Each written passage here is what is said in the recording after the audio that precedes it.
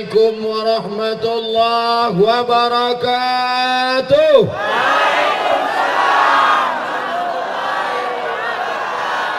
Bersyukur kepada Allah dengan mengucapkan Alhamdulillahi Rabbil Alamin.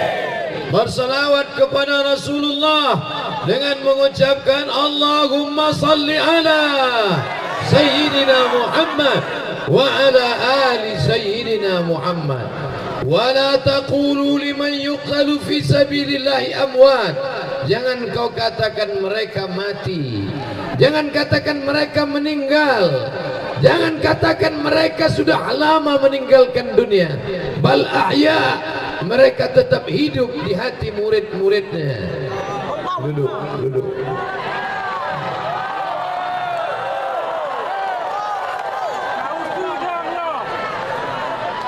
Mereka para abu, para tengku, para syekh, mereka hidup di hati kita semua, betul?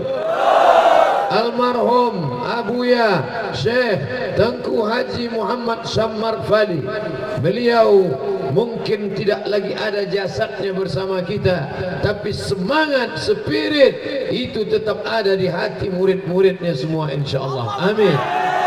Yang saya hormati Abu Muda yang juga hadir bersama kita, Bapak Bupati beserta seluruh jajarannya, Bapak Kapolres, Bapak Dandim, Komandan Kodim, hadirin hadirat yang besar tak dibawa gelar, yang kecil tak disebut nama. InsyaAllah kita semua dimuliakan Allah Subhanahu wa Ta'ala.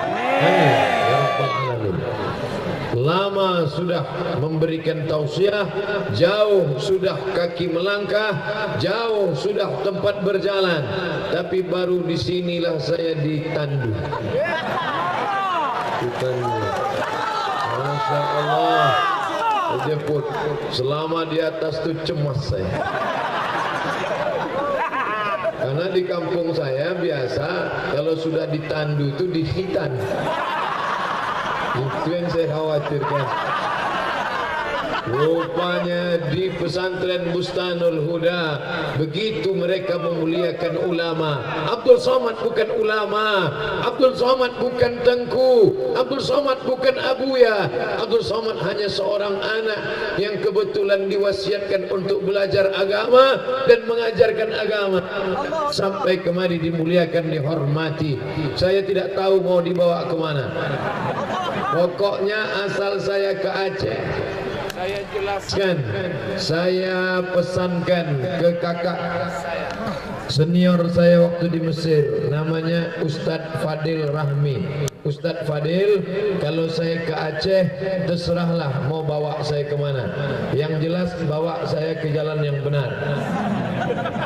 Ketua Ikatan Alumni Timur Tengah, Ustadz Fadil Rahmi, membawa saya ke tempat tamannya Hidayah, Bustan Taman Al-Huda Hidayah, Bustanul Huda, tamannya Hidayah. Siapa yang bingung dapat hidayah, siapa yang ingin dapat hidayah, datang ke Bustanul Huda. Panas terik tetap ramai, turun hujan ramai juga. Maka malu saya kalau saya sampai tausiah di bawah atap. Saya harus tegak di sini. Mereka semua jadi saksi di padang mahsyar nanti. Mudah-mudahan kita semua mendapatkan syafaat Rasulullah sallallahu alaihi wasallam. Ustadz Somad, mengapa di sana tidak ada orang? Saya tidak tahu. Kenapa di sana tak ada orang? Tak tahu. Karena di sana sawah, Ustadz Somad. Andai itu bukan sawah, tidak terpijak padi yang sedang menguning, pasti orang akan ramai juga di sana, Ustadz Somad. Apa yang mau mereka dengar? Apa yang mau mereka tengok? Andai yang datang ini artis lalu orang ramai, biasa. Tapi yang mau mereka dengar cuman ayat-ayat dan hadis-hadis yang disampaikan oleh orang yang beratnya pun cuma 50 kilo. Itulah maka tadi yang memikul tak terlalu berat. Coba kalau berat saya 125, mungkin tak sampai kemari, tengah jalan aja lah Pak Ustaz turun. Subhanalladzi asra, maha suci Allah yang sudah memperjalankan hambanya minal masjidil haram dari Masjidil Haram ilal Masjidil Aqsa ke Masjidil Aqsa, dari Masjidil Haram ke Masjidil Aqsa perjalanan 2 bulan. Makkah di tengah, Masjidil Aqsa di atas, Masjidil Haram di tengah, Yaman di bawah. Nabi sallallahu alaihi wasallam diperjalankan. Maka apa kata Abu Jahal, apa kata Abu Lahab ketika Nabi berkata, aku sudah pergi ke Masjidil Aqsa. Zaman itu ke Masjidil Aqsa naik onta masirata syahrin, sebulan baru sampai. Tapi saya dari Kuala Namu Sumatera Utara ke Blangpidi tertidur sampai. Duduk di sebelah saya Ustaz Fadil Rahmi, saya pun tertidur. Begitu bangun Ustaz sampai buka. Ustaz naik apa? Susi Air. Luar biasa. Pesawatnya kecil aja. Karena kecil itulah jantung kita tak normal. Pilotnya bule. Satu lagi Pak Le. 2 orang bule tadi, satu laki-laki, satu perempuan. Saya mau ngajak foto segan pula. Bapak Ibu yang dimuliakan Allah, zaman sekarang naik pesawat tidak heran, tapi zaman itu mereka tertawa terbahak-bahak. Apa kata mereka? Ini orang kadzab, pembohong. Ini orang sahir, tukang sihir. Tapi Nabi SAW tetap tidak melawan. Nabi diam. Betul engkau dari Masjidil Aqsa, ya? Coba angkat kakimu. Dia angkat kakinya satu. Coba angkat satu lagi. Jatuhlah kata Nabi. Kalau kedua kakimu pun tak sanggup kau angkat, bagaimana mungkin kau bisa terbang ke Masjidil Aqsa? Mereka lupa Nabi Muhammad bukan berjalan bahasa Arabnya saro, berjalan. Tapi dalam ayat itu subhanalladzi asra, mereka tak bisa membedakan antara saro dengan asra. Saro berjalan, asra diperjalankan. Makanya orang Aceh Barat Daya, Blangpidi menerima itu. Kenapa? Karena mereka belajar bahasa Arab di Bustanul Huda. Betul. Jadi saya tanya Abu Muda, ya mereka belajar di sini 7 tahun, 12 tahun Ustaz Somad. Masya Allah. Saya belajar cuman sanawiyah 3 tahun, aliyah 3 tahun, kuliah 4 tahun. Mereka baca kitab 12 tahun. Habis kitab-kitab itu mereka kunyah semua. Di kepala mereka semua akidahnya Asy'ari, fikihnya Syafi'i, tasawufnya Junaid al-Baghdadi dan Abu Amir al-Ghazali. Itulah di Aswaja Ahlus Sunnah wal Jamaah. Dan Pondok Bustanul Huda adalah benteng Ahlus Sunnah wal Jamaah di Nangrok Aceh Darussalam. Makanya anak-anak kita, ibu yang anaknya ada 3, wakafkan 1 untuk belajar agama. Anaknya ada 2, wakafkan 1. Yang 1 belajar fisika, yang 1 belajar kimia, yang 1 belajar biologi, yang 1 belajar bahasa Inggris. Jangan lupa, anakmu mesti ada yang belajar bahasa Arab di sini, karena tak ada orang sholat pakai bahasa Inggris. Betul? Ada orang sholat pakai bahasa Inggris? Inna solati, my praying, wa mahyaya, my life, wa mamati, my die, lillahi ta'ala, for you, oh my God. SMP bahasa Inggris, SMA bahasa Inggris, tapi tidak bisa bicara dengan orang Inggris. Engkau wakafkan 1 anakmu sekolah agama. Saya adalah cucu wakaf. Kenapa? Datuk saya berpesan, cucuku yang banyak ini jangan semuanya sekolah umum, jangan semuanya sekolah umum saja. Ada di antara mereka yang belajar agama. Ini orangnya Abdul Somad, aku beri nama, dia harus belajar agama. Maka saya tidak sekolah umum, ibtidaiyah, sanawiyah, aliyah, kuliah. Maka saya belajar. Banyak orang tidak mau memasukkan anaknya sekolah agama. Nanti kalau sekolah agama tamat mau jadi apa? Nanti kalau sekolah agama tamat mau makan apa? Kalau datang alumni tamat sekolah agama dari daerah mau meminang anaknya, yang dia tanya, apa titelnya? SE, sarjana ekonomi, terima. Insinyur, terima. Dari pesantren, pergi sana. Sekarang baru dia menyesal. Oleh sebab itu maka jangan kau takut. Cacing yang ada di dalam tanah, lihat, tidak bisa memandang dunia karena cacing buta, cacing tak punya mata. Pernah menengok cacing pakai kacamata? Tidak. Cacing tidak bisa hidup di atas tanah. Kenapa? Karena dia tidak berkulit. Cacing tak punya kulit, menjijikkan. Cacing tidak berkaki. Pernah tengok cacing berkaki? Kalau berkaki namanya naga, ular naga. Itu pun dipotong, akhirnya ular tak berkaki lagi sekarang. Dia ada dalam tanah, tapi Allah Maha Adil. Cacing yang dalam tanah menggeliat, bergerak, dan dia hidup.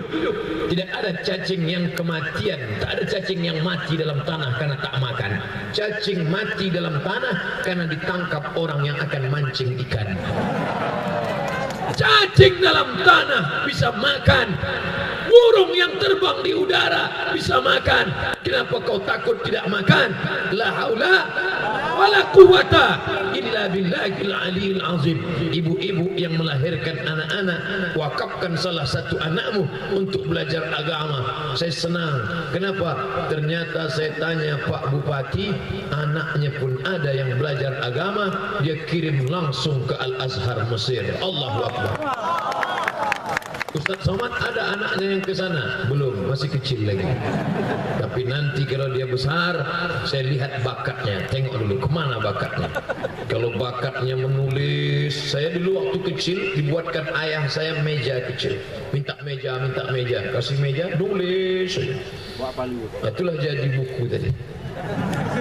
Yang diberikan hadiah kepada Abu Muda. Kau dulu waktu kecil kata mak saya, dikasih ayahmu satu meja, dikasihnya pena, menulis saja. Kemudian kalau kusuruh beli gula, tak balik-balik dari warung. Kenapa? Cerita di depan orang banyak. Sampai panggil mat, baru balik. Rupanya sekarang itu setelah besar nampak menulis buku dan cerita, berceramah depan orang banyak. Dari kecil sudah nampak. Jadi anak bapak ibu perhatikan, anak saya ini Pak Ustadz kemana-mana bawa martil, masukkan ke fakultas hukum. Mungkin dia mau jadi hakim konstitusi. Kalau di sana nilainya tinggi, lanjutkan S2. Kalau tak tinggi, suruh jadi tukang. Anak saya ini kemana-mana bawa jarum suntik Pak Ustadz. Mantap, berarti dia mau jadi dokter spesialis. Masukkan ke fakultas kedokteran Universitas Gajah Mada, Yogyakarta. Kalau tak lulus, na'udzubillah, mau pecandu narkoba, bawa suntik kemana-mana. Anak saya ini Pak Ustadz dari kecil pakai sorban, pakai peci, pakai sarung. Kirimkan dia ke pesantren Bustanul Huda. Setelah tamat dia baca kitab, kirimkan dia ke Yaman. Dia akan belajar kepada Habib Umar bin Hafiz di Darul Mustafa. Dia akan pulang menjadi para ulama seperti Abuya Mudawali, seperti Abuya Muhibbuddin Wali, doktor dari Al-Azhar, Profesor Dr. Tengku Syekh Haji Muhibbuddin Wali, ulama besar dari Aceh, dibanggakan, dimuliakan. Walaupun saya tak sempat berguru, tapi dengan murid-muridnya saya ingin mengambil iktibar pelajaran, dan saya ingin pula berziarah ke makam ayahanda beliau. Tuan Guru saya sudah berziarah tadi, ziarah ke makam membangkitkan semangat. Hai Abdul Somad, mereka sudah lama tak bernyawa, mereka sudah dikubur di alam barzah, tapi orang tetap ramai datang berziarah. Berapa banyak orangnya masih hidup, tinggal di rumah, tak ada satupun yang berkunjung ke rumahnya. Kenapa? Karena tak ada barokah. Masih hidup orangnya, orang tak mau datang ke rumahnya. Ramai, tapi dia duduk di tengah kesunyian, sunyi di tengah keramaian. Duduk nonton TV, megang remote, nunggu malaikat maut datang. Jangan sampai hari tua kita begitu. Doakan hari tua Abdul Somad tetap menjadi guru insyaAllah. Saya memilih profesi yang tak ada pensiunnya. Kalau saya jadi apa ya? Jadi saya sebut bupati, Pak Bupati tersinggung. Saya sebut camat, Pak Camat tersinggung. Saya sebut RW, Pak RW tersinggung. Kalau saya jadi Pokoknya yang ada pensiunnya lah. Maka sampai masanya pensiun, guru besar 70 tahun pensiun, tapi saya ingin tetap menjadi ustadz yang sampai mati tak ada pensiunnya. Ceramah ini paling lama 10 tahun lagi. Sekarang umur 41, walaupun banyak yang menduga umur 27. Sudah 41. Paling lama ceramah ini tahan 10 tahun lagi. Setelah itu mulai napas tak kuat, suara tak kuat, dikasih mikrofon, assalamualaikum. Kuat. Tapi nanti di akhir masa saya ingin duduk dan murid-murid berkeliling membaca Al-Quran. Baca hafalan Quran. Bismillahirrahmanirrahim. Ar-Rahman 'allamal Quran, khalaqal insan, 'allamahul bayan. Padahal tadi panas terasa sejuk. Kenapa sejuk? Hujan, Pak Ustaz. Begitu Allah mengabulkan doa orang-orang soleh. Saya tadi berpikir, kalau beginilah panasnya gimana mau ceramah. Sedangkan berfoto aja tadi di airport begini. Gimana mau ceramah nanti ya Allah, panas terik. Jamaah diumumkan kepada seluruh jamaah agar payungnya dikuncupkan. Walaupun pakai bahasa Aceh tadi saya paham. Saya dengar payung-payung abadi sudah. Allah Maha Kasih, Allah Maha Sayang. Kau tidak kukasih panas, kau tidak kukasih hujan lebat, kukasih dosis hujannya 0,2%. Masya Allah, tabarakallah. Dan saya hari ini resmi menjadi santri Bustanul Huda. Mana buktinya? Nih, Dayah Bustanul Huda. Nih, Dayah Bustanul Huda.